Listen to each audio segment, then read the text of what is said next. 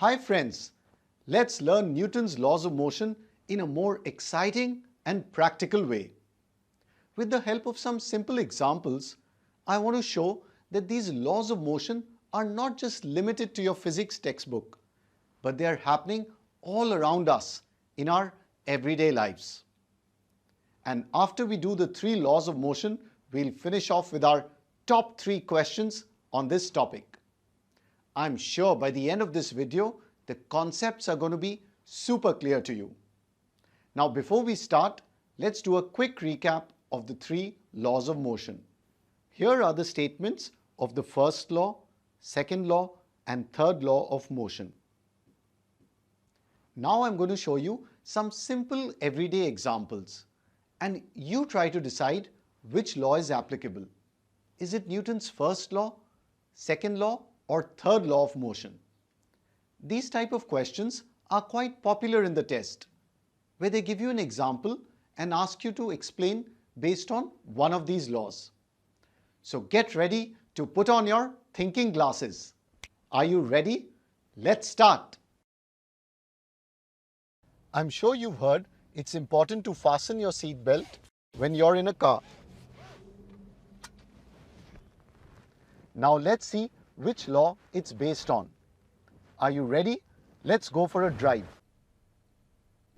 Now if the person driving suddenly has to apply the brakes, did you see what happened? I was thrown forward. If I wasn't wearing my seat belt, I would have hit the front seat in front of me. Or if I was driving, I would have hit the windscreen. So which law of motion applies to this situation? What do you think? The correct answer is Newton's first law of motion. This law deals with the inertia of rest and inertia of motion. Now let's see which type of inertia applies here. When the car is moving, since I'm sitting in the car, I'm also in motion. Now when the brakes are applied, the car comes to a stop. But I'm in motion due to my inertia of motion. So I get thrown forward due to the inertia of motion. So it's Newton's first law of motion that talks about inertia, which applies to this situation. Now I've reached home. So what's the moral of the story? Always be safe and fasten your seat belts. I'm going to get off now and go for a walk.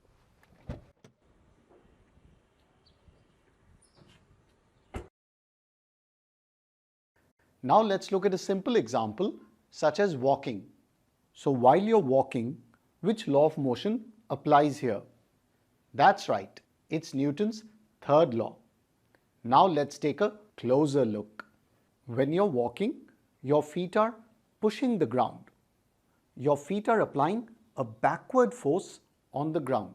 The ground in turn applies a forward force on our feet, pushing us forward and making us move. Can you see the action-reaction pair? Action is our force on the ground, and reaction is the force of the ground on us. The two are equal and opposite. So it's Newton's third law of motion. Every action has an equal and opposite reaction. And this law explains how we walk. Let's say you're playing a game like cricket or baseball. Here I have a cricket ball with me.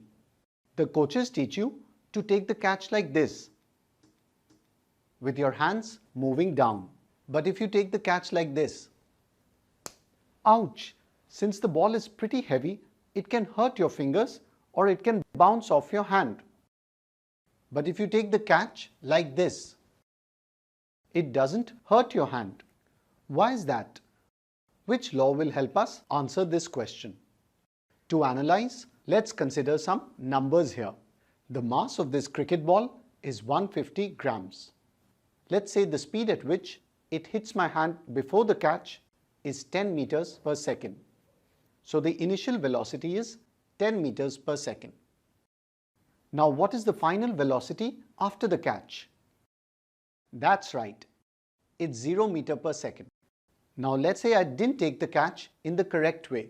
So the ball comes to a sudden stop in say 0.03 seconds. So how do we calculate the force in this case? By Newton's second law of motion, force equals the rate of change of momentum. The formula is F equal to mass into acceleration, which is mass into final velocity minus initial velocity by time. Now plugging in the values, we get the force as minus 50 Newton. There's a negative sign because it's a retarding force. But we'll ignore the sign for now. So my hand feels a force of 50 Newton during the catch. Now let's catch the ball the correct way. As you can see, by moving my hand down, I'm increasing the time of the catch. Let's say the time here is 1 second. Other numbers remaining the same, what is the force now? Let's use the formula F equal to ma. Plugging in the values, we get the force of minus 1.5 Newton. So that's a retarding force of 1.5 Newton. It's 33 times lesser than the previous value. Now, why is that? Because in this case, the time of the catch is increased. Now, time is in the denominator in the formula. So the rate of change of momentum is lesser. As a result, my hand experiences a smaller force. So as you can see, Newton's second law of motion helps us explain this example.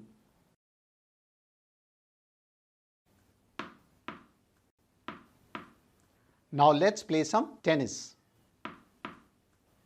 While playing tennis, you want to hit the ball fast and in a direction that makes it hard for the other player to get to the ball. So how do you do that? By hitting it like this. When we want to hit the ball hard and in a direction we want it to go, a greater force causes a greater change of momentum in the ball and makes it go faster. The ball moves in a direction that we hit it in. So which law of motion tells us this? That's right, it's Newton's second law of motion, which states that the rate of change of linear momentum is directly proportional to the applied force, and it takes place in the direction of the force. So if you hit the ball with a greater force, the ball will go faster. There will be a greater change of momentum in the ball, and the change of momentum takes place in the direction of the force. You might have seen this magic trick before where they pull the tablecloth and the things don't fall. Now I'm not a magician, so please wish me luck. Let's try. Ready? 1, 2, 3. Whoa! I'm happy it worked. Now let's take a look at the action replay and see which Newton's law is behind this magic trick.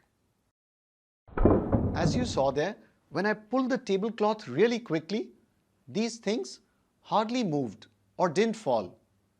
So how do you explain that? That's right, it's due to their inertia. Inertia is the laziness of a body. Now there are two types of inertia: inertia of rest and inertia of motion. So which one do you think is applicable in this case? That's right, it's the inertia of rest. The things on the table were at rest and they want to remain at rest. So when I pull the tablecloth really quickly, they resist that momentary force, and that's how they don't fall. So Newton's first law regarding inertia explains this example. Let's see what we can learn from this balloon here. I'm going to release this balloon and you'll see that it moves around on its own. So are you ready? Let's start. Now let's take a look at the action replay. So how do you explain the motion of the balloon? When I released it, the balloon pushes out the air inside it with a force. The air exerts a force on the balloon, making it move forward. Now, are these forces equal and opposite? Yes. So which law are we talking about? That's right, it's Newton's third law of motion. And this same law explains how a rocket works. A rocket exerts a forces on the gases backwards, and the gases exert an equal and opposite force on the rocket forwards, making the rocket move, just like this balloon. So here are the 6 simple everyday examples we looked at for Newton's laws of motion. Now that we are done with the 3 laws of motion, are you ready to take a look at the top 3 questions on this topic? Friends, I would like you to try solving these questions. And do post your answers and doubts in the comments below. I promise to reply to your comments as soon as possible. So I'll move away and you pause the video and give these questions a shot.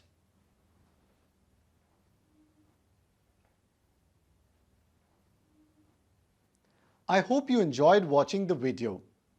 I would encourage you to look around and see if you can find Newton's laws of motion in your everyday lives. Do let us know what examples you experienced by putting it in the comments below. Inspired by Sir Isaac Newton, I'm going to tell you to leave your inertia of rest. Take action and apply your force on the subscribe button. And my reaction is going to be, thanks for subscribing to my channel.